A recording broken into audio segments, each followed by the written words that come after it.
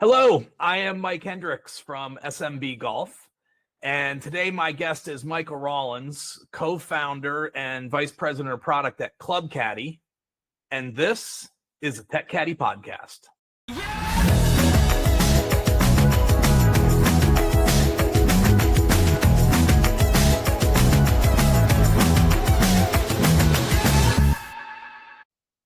Michael, welcome to the podcast. Thanks for having me, Mike. Yeah, happy to be here. It's always good to have a mic in the house. So you're on a bit of this rocket ship right now at Club Caddie. You guys are growing like crazy, and I know in your role as VP of product, we're going to ultimately talk about something new that you guys are rolling out. But typically, when we start one of these episodes, kind of like to get a little backstory, a little origin story, and I think at Club Caddie, for the four of you guys, it's really diverse and interesting. So I thought if it's okay with you, we'll kind of start from the beginning. Yeah, for sure. So yeah, I'm Michael Rawlins. I am a Class A PGA member, currently in the Minnesota section. But yeah, I attended the University of Ferris State in Michigan, and my first job out of college, I was at Rackham Golf Course. It's a municipal course owned by the city of Detroit. And within the first couple months of my first job out of college, I was lucky enough to meet the now CEO of Club Caddie, Jason Pearsall. He was a frequent player at Rackham. Let me ask you a couple questions. So one, for people that don't know, because certainly most people that watch this will know, but Ferris State is one of the most popular PGM programs that there is. We've got Campbell down in North Carolina, but Ferris State, certainly around where we live. I live in Ohio. You live now in Minnesota, but Minnesota, Michigan, Wisconsin. Ferris State's really a leading university for PGM. Why Ferris State? I mean, did you know coming out of high school you wanted to be a PGA golf professional? Yeah, so I did not know that I wanted to be a PGA professional when I was in high school, for sure. I played on the high school golf team. We went to, the state tournament, all that good stuff. And I played multiple other sports in high school, and there was no colleges that offered a professional basketball management degree.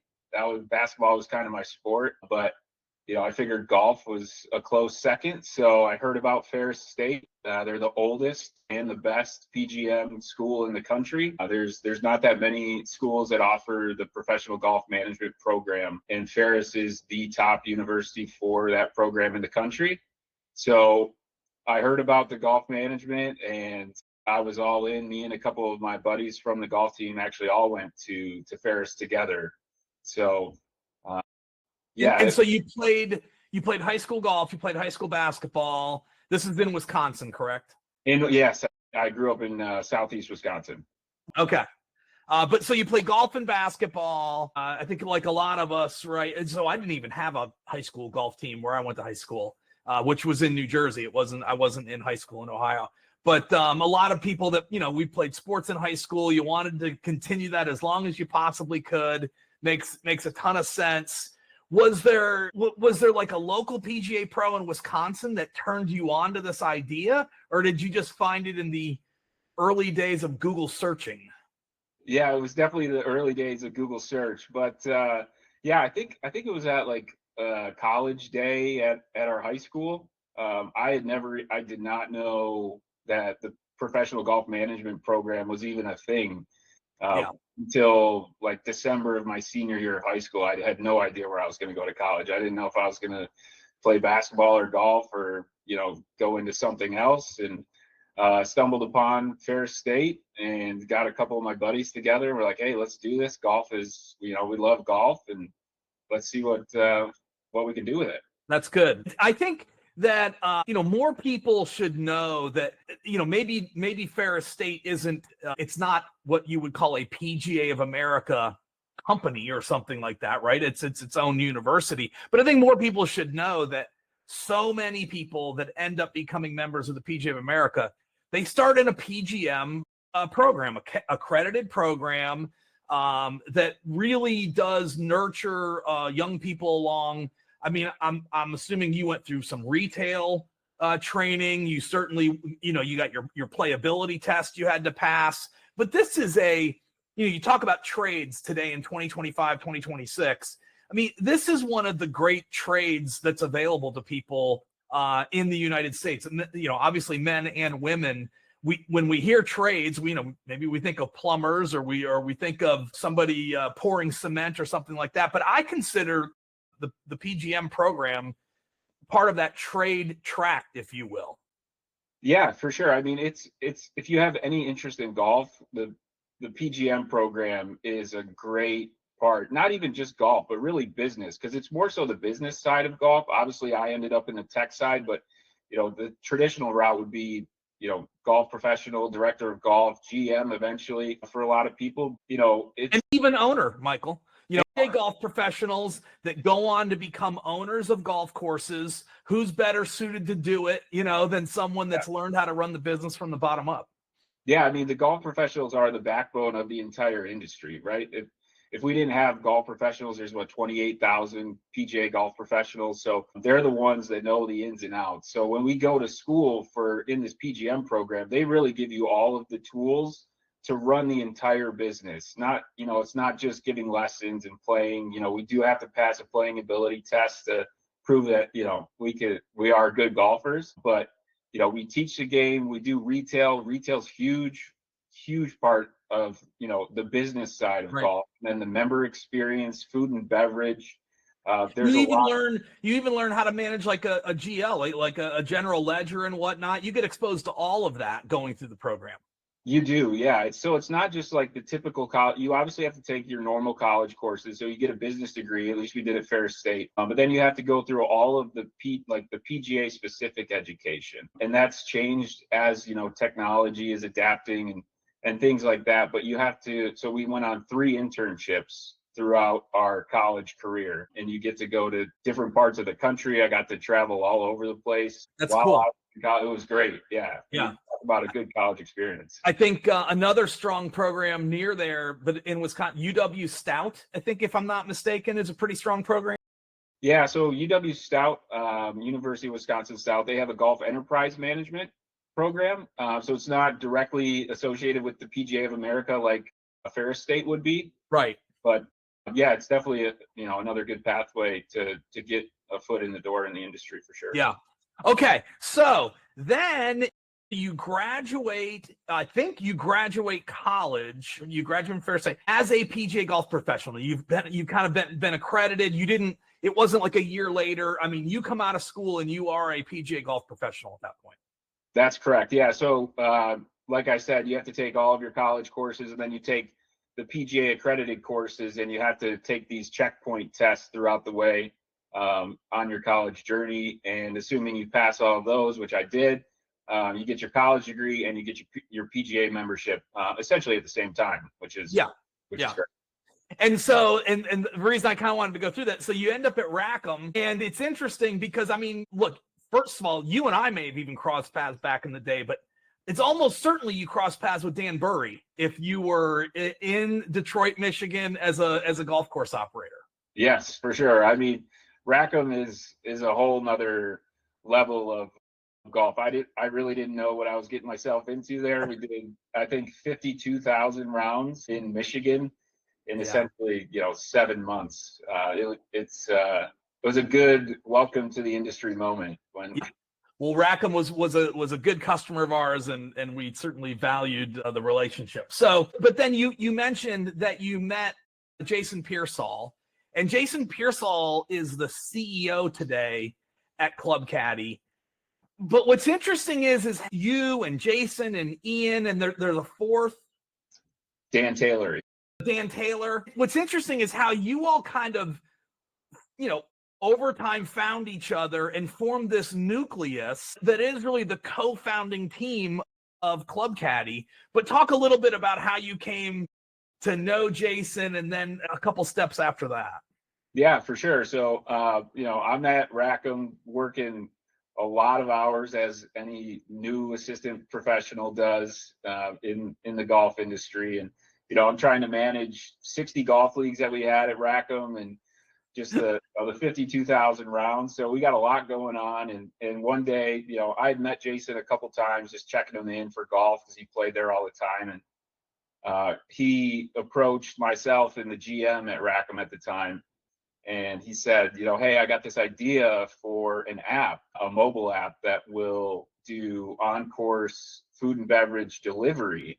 And I think Rackham, with it being such a busy facility, would be a great place to test it out. And so that was my first real introduction to Jason, at least on the business side. So I was essentially the first person to test out what is now the on-demand module in Club Caddie. It was very less refined than what it is today, but that was kind of the origin of the start of Club Caddie, because this mobile app, it was cool, it looked great. Everybody was making a mobile app back then, but it wasn't integrated with the point of sale that we were using, right? So I had to have our tee sheet open, and we're checking in golfers all day from 5 a.m. until 8, 9 p.m. In the summer. And I'm also trying to look at this map, like this GPS map of where people are putting in orders and trying to accept them and figuring out where they are, trying to get people to go deliver the food and drinks. So it was interesting, to say the least, in the early days of the Golfler app. But we got through that first season. There was a couple other courses, a couple of the other municipal courses in Detroit that tested it out as well. We knew we had really good connections. Jason he played there all the time as well. So, well, when you're saying we, right, at what point does this relationship go from Jason is a new vendor and you're a golf course operator and he's trying to win your trust? At what point does it kind of morph into, hey, Michael Rawlins is going to come be on the golf team? And maybe you do both at the same time, but at what point do you kind of start to become more interested in, and let's say involved in the business? Yeah, so it's funny because my current role is a VP of product or whatever, but I've kind of been part of the feedback QA product team since then, right? Because I was literally the only one using the app from an operator perspective. So I'm telling Jason all of this stuff, it needs to be integrated with the point of sale. So that's number one. You need to get that figured out. Just a lot of other things on that side that really I'm still doing today, just on a little bit larger scale. So I was always kind of involved to some point, and then just gradually, as the relationship grew over that first year in 2015, I think it was 2015, the bond grew between me and Jason, and then Jason linked up with Ian through Michigan State, and then found Dan Taylor, who was managing Calderon Golf Club in the Metro Detroit area as well, who was kind of one of the pilot courses along with Rackham. But then Jason and myself, along with a few other people, we actually ended up purchasing a golf course in Michigan, just outside of Flint, so an hour and a half north of Detroit, called Flushing Valley, in April of 2016. And that was really in a year's time, you go from, I'll test this golfer thing with you, Jason, to all of a sudden you and Jason, and I don't know, at that time, is it Dan and Ian, all four of you ultimately own a piece of? So Flushing Valley was, so it was Jason, myself, and then Ian and Dan were not part of the ownership group of Flushing Valley, but they were still involved with what was then Golfler at the time, now Club Caddie. Got it. Okay. So in a year's time, all of a sudden, would you graduate college in 2014? The winter of 2014. Yeah, I believe that's right. Okay. And then now we're in 2016 and you're part owner of a golf course. Yeah, it was a pretty wild year and a half. It was, yeah. Yeah. Now, what was cool about Flushing Valley is it was one of these classic golf properties that truly has multiple businesses in it. I know at Flushing Valley, you were doing lots and lots of weddings, right? Let's say events. It was real food and beverage. Obviously, it was the golf operation. And so you guys really got, full exposure to ultimately, what software could do for a full service golf course, if you will. You were starting to get exposed to that, I would say. Yeah, we could not have. I mean, we didn't really know it at the time, but we could not have landed in a better spot. We couldn't have picked a better spot than Flushing Valley. You know, it's kind of the classic Tiger Boom Country Club. Like, it was fully private in the 90s, and then it went under. The bank took it over, so new owners got it. Went semi-private, so they opened it up to the public, and they still had their classic member base, but they had built this huge clubhouse. Like, I think it's like 18,000 square feet, massive clubhouse. So they have the daily fee component, they have the membership side, and then they have this huge clubhouse with a full restaurant and bar, and banquet space, beautiful wedding banquet space. They had a pool. We did 40 weddings a year, I would say, and then we did probably 75 to 100 golf outings every year. Yeah, just massive. And really, that was truly a semi-private facility. We saw that happen a lot in golf back then. Really exactly what you just said. At one time, the business was fully private. Golf got really difficult. I say to people all the time, that's what gave us an advantage at Golf Now. It was a good time to grow Golf Now because operators were struggling to find rounds. And that's how this concept of semi-private really popped, where there was still this core nucleus of 60 people that wanted to remain members, but the facility was going to have a lot of public play to make it financially viable. Yep. Yeah, it's the semi-private model has worked for a lot of clubs, and like I said, we could not have picked a better spot. When we got there, we weren't too happy with the software stack that we inherited. Essentially, we got there kind of late. We got there, it was actually Masters weekend of 2016, so pretty late. Not great timing to buy a golf course and try and implement some new things and new ownership, but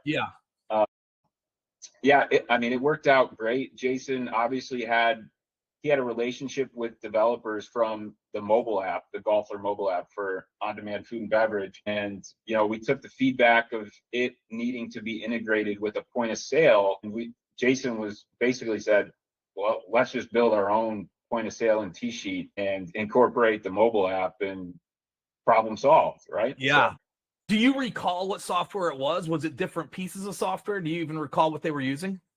I'm not sure what tee sheet we were using, honestly. They had a different event software, they did a lot of like the member billing out of their accounting software. Yeah.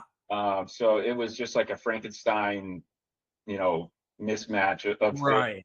Right. And I always felt like, today Club Caddie is a very, very good option for semi-private. I think everybody would agree, like Club Caddie's sweet spot is, it's really good on semi-private. It's certainly, you guys are going to serve municipal golf courses as well, and you're going to serve, traditional publics as well, but you kind of hit a home run in that semi-private space. It's interesting because I do think Club Caddie is an all-in-one type of solution.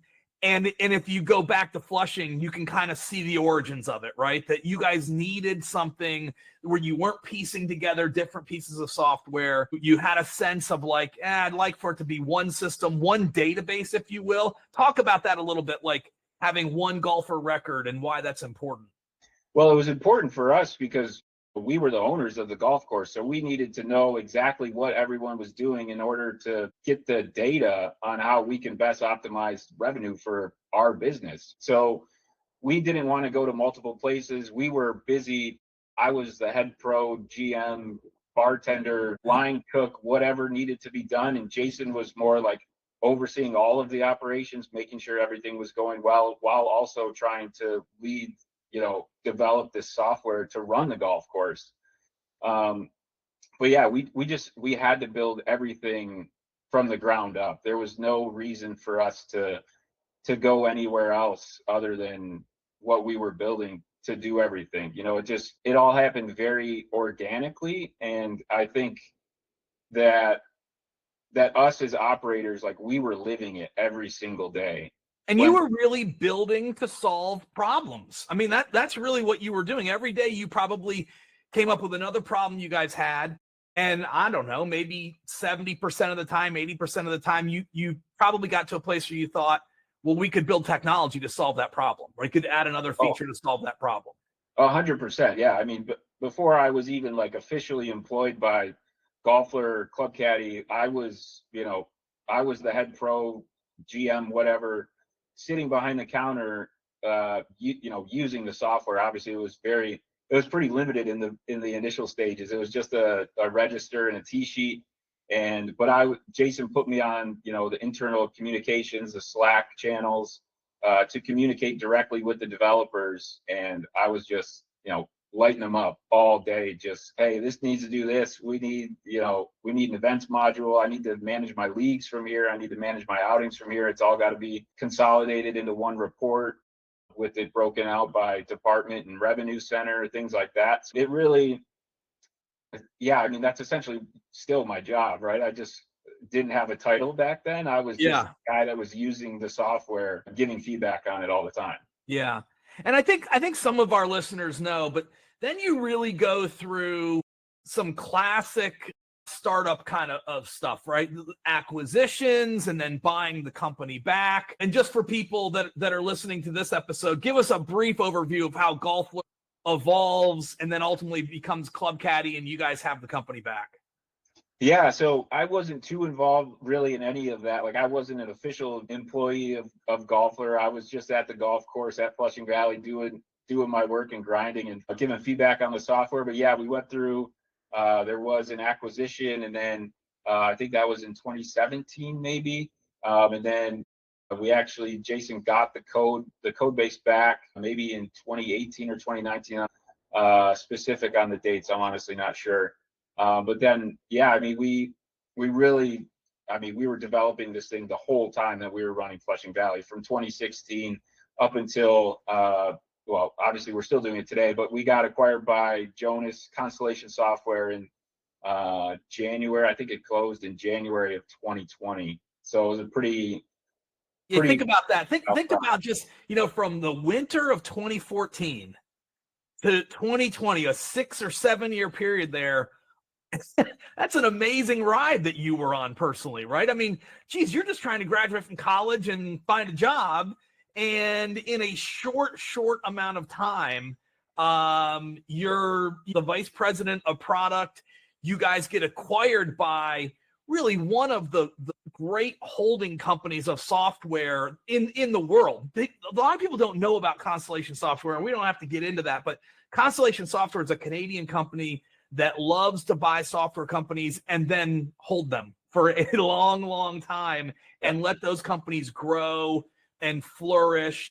And they like for their shareholders to simply win off of the profits of the company.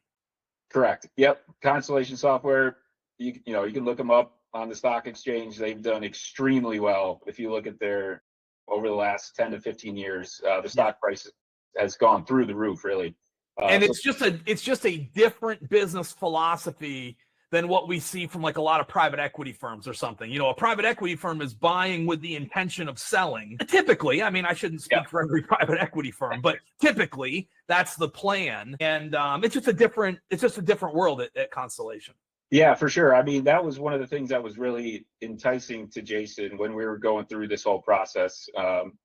They do have a buy and hold forever strategy. So that's really something that is a competitive advantage for Club Caddie now. Like, we're not going to get sold, and we have a very tight knit group of, our founders, our co-founders, and really everybody that we bring into the Club Caddie team. It's like, hey, you don't have to worry about any turmoil in terms of acquisitions or selling or anything like that. Like, we want the best people, and you're going to hopefully be here for a long time because we're not going anywhere. Nice. Yeah, it is a nice environment to be in. I'm sure.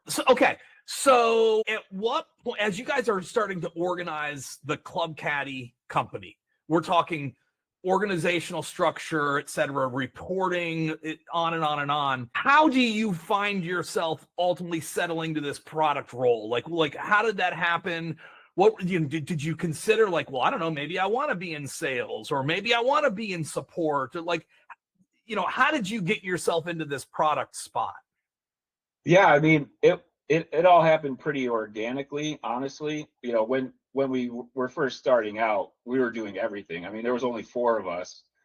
So we were all doing support, we were all doing onboarding, we were all doing everything. You know, we were traveling, doing some on-site implementations before 2020, when everything got shut down.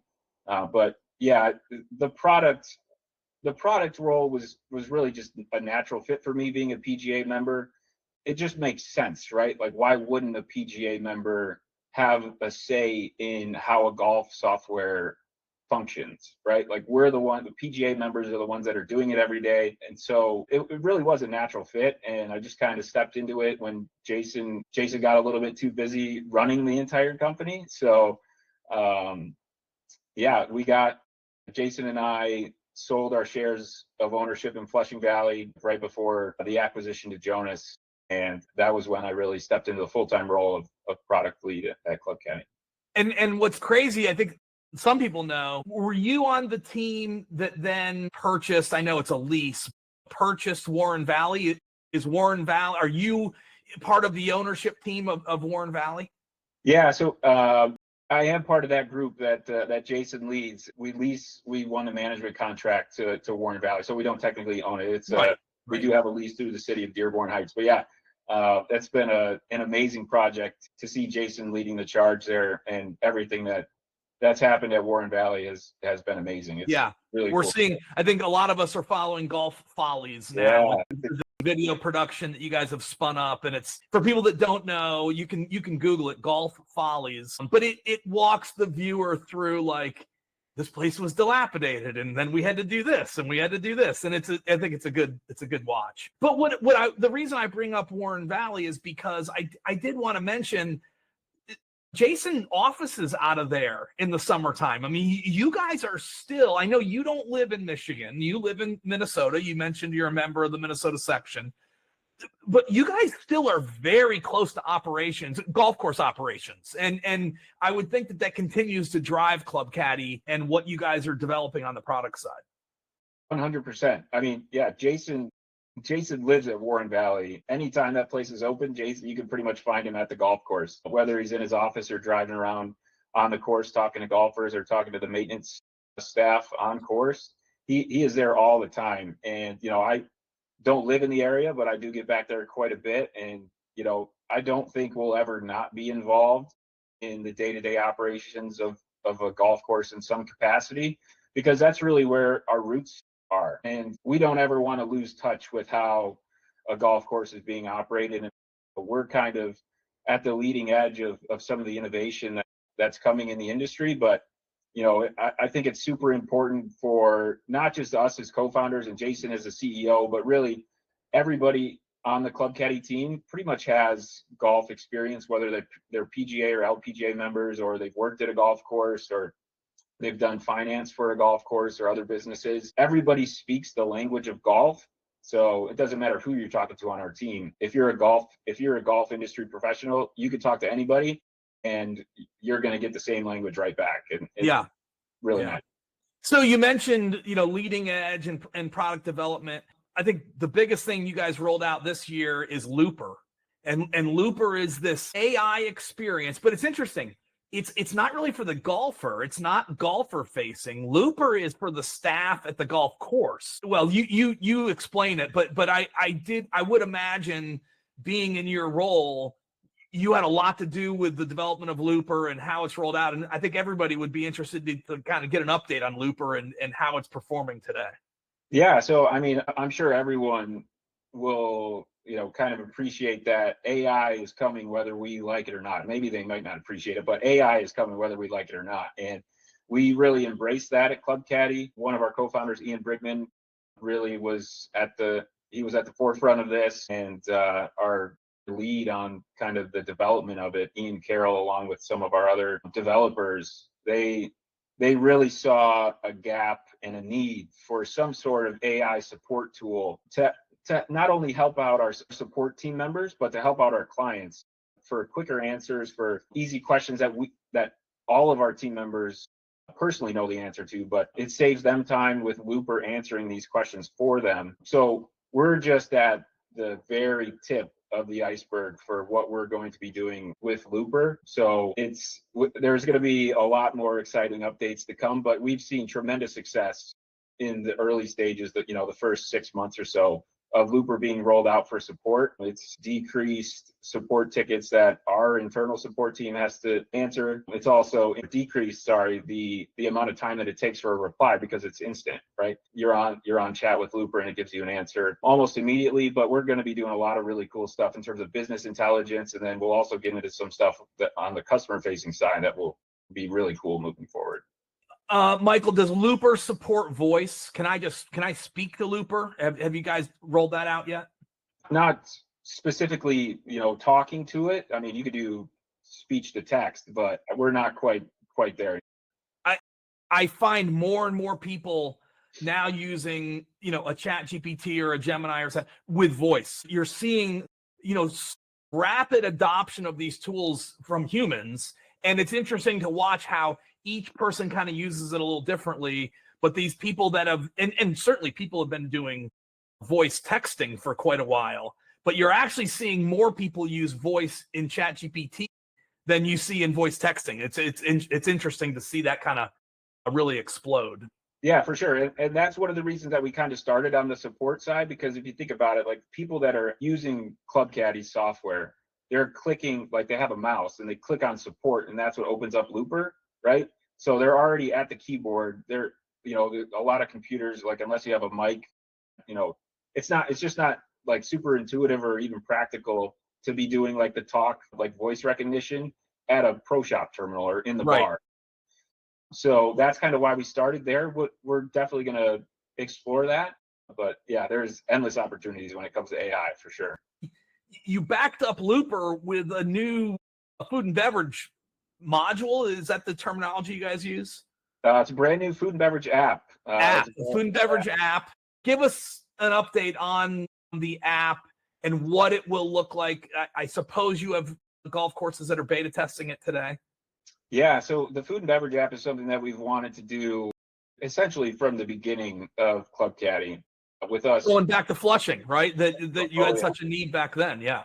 Yep, yeah, so going all the way back there, we had a huge clubhouse, restaurant, bar. It was a sports bar that we essentially turned it into. So it was very fast paced, and we didn't, it was all desktop terminal based. So we'd have to run to tables or at the bar, we'd have to run around with a piece of paper and jot things down. We ended up, we could use like a Surface tablet, a Microsoft Surface tablet, but it just wasn't like the perfect fit for us. So we always knew that we wanted like a truly mobile tableside service that could send to the kitchen printers, the bar printers, things like that, without having to run back to a server terminal and wait in line while there's 3 other servers putting in their orders at the same time. So we made the decision about a year ago, I would say, to really go all in on making a dedicated food and beverage app that was designed with the servers, like the server employee, with their workflows in mind.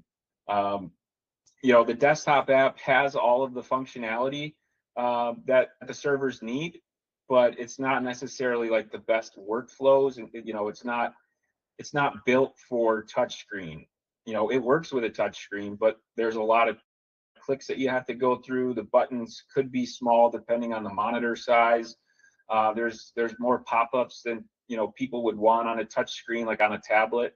So we went all in on it about a year ago. We brought in some team members with experience specifically in food and beverage, whether it be on the operations side from big restaurants or working at country clubs with huge food and beverage operations that use food and beverage specific point of sale systems. Interesting. So what I'm hearing is this app is actually about the server experience. At least that's what just listening to you just now, just sounds like you guys optimize this thing for the server experience to help them get through, serving a table from A to Z, so to speak. Yep, 100%. It's not pigeonholing the Club Caddie app into a tablet or whatever, but actually just building a version that's, I guess, more than just mobile friendly, probably mobile first. I would imagine it's probably built mobile first. Mobile first. Yep. Like I said, it's an app that's available on the Apple Store for download. So if you have an iPad, you can download it, log in with your Club Caddie credentials, and see what it's all about. Everything was designed for mobility, ease of use, minimal clicks to get what you need to do. I wish we would have had it at Flushing Valley because it would Sure. have saved us a lot of time and headaches for sure. But now, so Michael, like we don't have people on just to give them a pass on everything kind of thing. But because one thing that concerns me in just hearing you talk about this is, okay, well, this is an app somewhere else. It's actually not like part of the Club Caddie app. And so in golf, without mentioning names, we know there are hundreds and hundreds of operators get really frustrated when reporting from the F&B module, so to speak, doesn't talk to the golf module, et cetera, et cetera. How will you guys navigate that? Are you able to overcome that? Just give me a few minutes on that, because I am a little. I'm here for the operator, so like tell me how that's going to work. Well, we got something in common then. We're both here for the operators. You've been well trained. Good one. We wouldn't do it any other way. Like I said, when we first got to Flushing Valley, it was kind of like a Frankenstein system, and the reports weren't consolidated. So we would definitely never build like a bolt-on that wasn't integrated with all of the reporting. So the Food and Beverage app is built on the same code base as the desktop app. It all syncs together, right? So if you have a tab in the register on the Food and Beverage app that you have, and then you go to a desktop terminal, you can reopen that tab on the desktop terminal. It will pull it over from the app, and you can work on it from there, and then you can pull it back over to the Food and Beverage app on the tablet. All the reporting, you will not notice one difference in reporting. Yeah, and that's what I'm really interested in. Like, is the bookkeeper, though, going to be incredibly frustrated, or is it seamless? Yep, the bookkeeper won't notice a difference in anything. It's all going to report out the same. It's all based on the department and sub-department structure in Club Caddie. So regardless of where you sell it from, the reporting will not be affected at all. Okay, and that's very good. Is it something that you can show here in a desktop environment, or is it, it's just too mobile, I wouldn't show it? I can give a little. Let us see this thing. Yeah. Interested to see, it's interesting more and more. And just go ahead as I'm talking, but more and more people are interested in, but does it look like an Apple product, right? Does it look like a super modern product or not? And so more and more when I'm looking at software today, specific to golf, I'm thinking about those kinds of things. Like, how refined is the look and feel of something? So let's have a look. We'll see. This is one of the very first demos I think we've done on the Tech Caddie podcast. Yeah. So I'm going to look. Okay. All right. So this is, go to the home screen here. We got our Grant Park Bar and Grill. This would be kind of like the home screen whenever someone needs to put in their PIN. A very common screen really in any food and beverage point of sale, right? You got to enter in a 4-digit PIN. You can see we have some club notes with today's specials and upcoming events. And so I'm sorry to interrupt you, but let me just ask you, because so what's the vision here? The server is on a tablet. The server is on an iPhone. What's the vision for like what would be happening right here? Yep. So I'm on an iPad right now. It's a little big. I got like the biggest iPad we can get just for screen size. But yeah, you could be really on any Apple device, on any any iPad. It works great. Okay, gotcha. All right, so go on. Yeah. So we'll just put in our PIN here, and you get PIN locked in. The red is my employee color. So everything that's kind of that red color is specific to my employee, my login, my PIN number. Very Wisconsin. I can see the.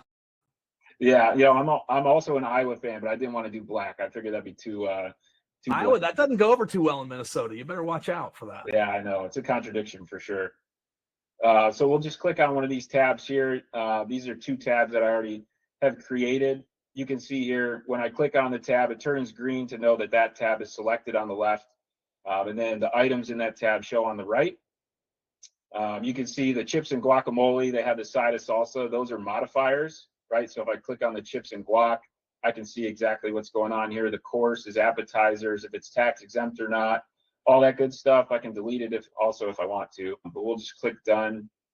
And then if I click on the tab again, I can actually go in and add more items. So this is where we really start to differ from the desktop point of sale. So you can see if I click on beverages, the department of beverages, and then we go to beer, that's our sub-department. And then we have all of our categories here. This is one of the bigger differences, is if I click on, seltzers, then I can see the individual items in that category. This is, everything you're showing here, and I'm just going to guess a little bit, this is what the typical server today is used to, right? I mean, forget about golf, right? They're working at, you know, a place that serves steaks and soups, or they're working at a nice fish restaurant.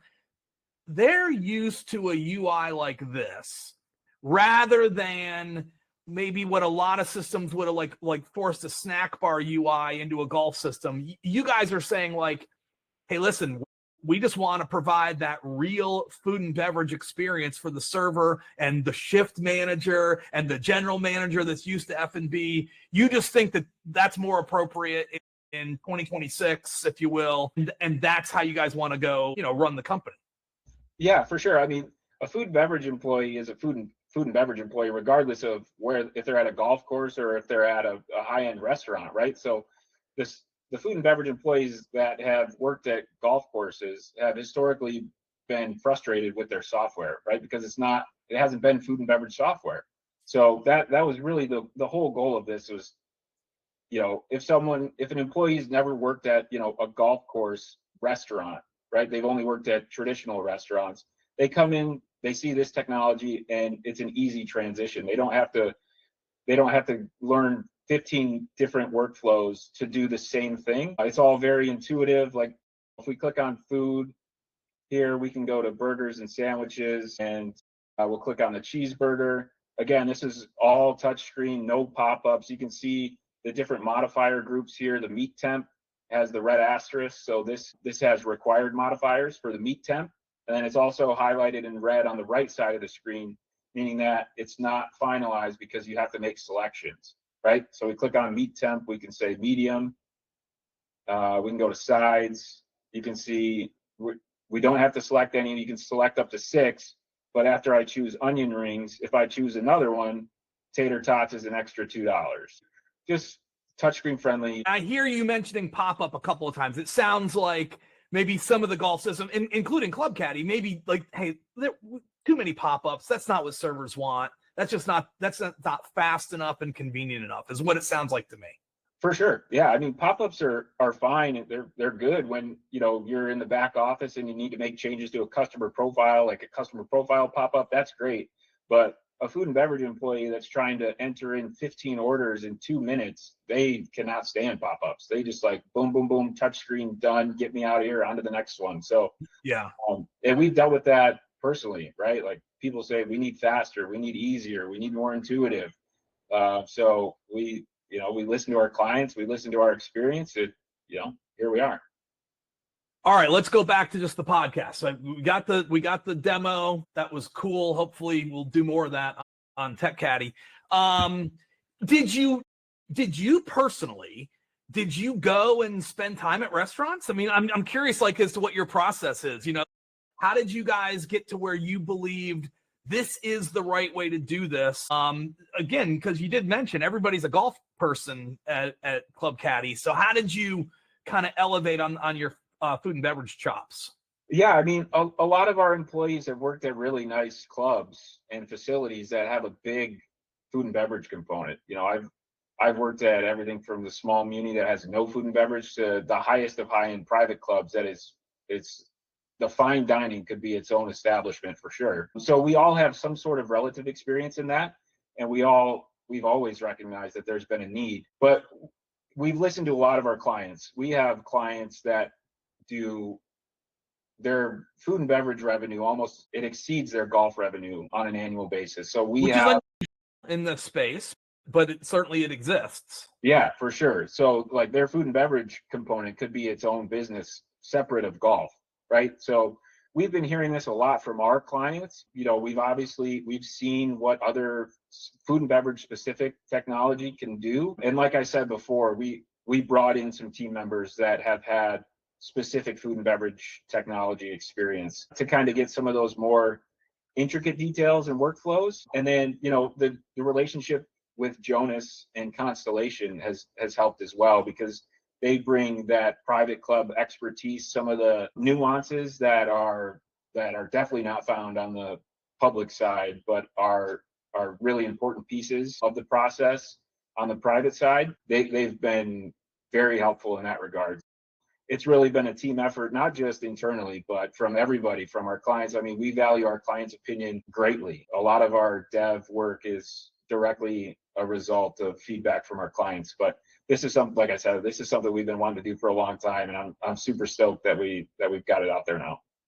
Well, that's great, and congrats. So as I'm doing some math in my head, you're under 35 years old, I would think. Correct. Okay. And I don't know if you're married, if you have kids, but like, what are you doing 10 years from now? What are you doing, 20 years from now? What do you think the future holds for somebody that you're kind of stacking up these accomplishments? What's the future hold? Yeah, I mean, I hope to be right here, maybe in a different location, but I want to be doing what I'm doing for as long as I possibly can. This is my passion. This is essentially the second real job that I've had outside of working at Rackham. So I wouldn't trade this for anything. And the way that I look at it is I wish I would have had somebody like myself when I was working in the golf industry, right? Because I was the one essentially that was giving the developers the feedback for all of this on how it should work. So I love helping golf professionals. I love helping people that own and manage and run and work at golf courses, make their lives easier with the technology. That's what gets me up in the morning. And getting into this food and beverage stuff, we can service potentially more than just golf courses. Like I said, we have clients where the food and beverage outlet is greater than the golf revenue. So yeah, I'm Club Caddie for life, just like Club Caddie's a Jonas company for life. Yeah. That's cool. So I guess I would be negligent if I didn't ask you what's the next product. So we touched on Looper. It seems like Looper's going to be a win, although Looper's probably going to continue to grow and iterate. We'll see what the market says about your food and beverage app. We don't know, right? I mean, the market ultimately determines if something is successful or not successful. But what are you thinking about product-wise? What does either Club Caddie need to build, or what needs to happen to be built for operators and golfers 2026 and beyond? Yeah, so the food and beverage app is something that we're going to continue to enhance. There's some workflows, some cool new workflows that we're going to be incorporating. And like you said, Looper, the possibilities are endless with Looper. So we're going to go full steam ahead on that for as long as we possibly can and create some really cool tools for operators and for golfers and like customers and members. But we also have a browser-based version of Club Caddie that we will be rolling out at the PGA show in Orlando in January. So right now, Club Caddie is a desktop app. It's a Windows app. So it does sound like this is going to be one of those years where you have plenty of new things to talk about. It sounds like. I don't know what that booth is going to look like, and I don't know what your messaging is going to look like, but it does sound like 2026 is a year to talk about a lot of new stuff. Yeah, that's the way we like it. We're constantly developing new things, and maybe not quite as big as what we're doing this year with all of these new products, but we don't plan to stop innovating and releasing new products and features and things like that anytime soon. We're going to keep going. It's what drives us. And as a company, really, everybody on our team is super motivated to listen to our clients, listen to the industry, and give them what they want. Yeah. Well, that's great. I do appreciate you coming on. I think it's interesting to know that Golfler, that team is actually a team of 4 is kind of what the nucleus is. I don't think a lot of people know that. So hopefully we were able to shed some light on that and help tell that story. And I hope I see you at the PGA show. I don't know if you go to these shows or not, but hopefully we'll bump into each other. And it'd be great to maybe play around with this myself on a. Yeah, for sure. I'll be at the PGA show. Never miss it. All right. Good for you. All right, that is Michael Rawlins, co-founder and vice president of product and proud PGA of America member. So thanks for coming on the Tech Caddie, and we'll talk soon. Awesome. Thank you.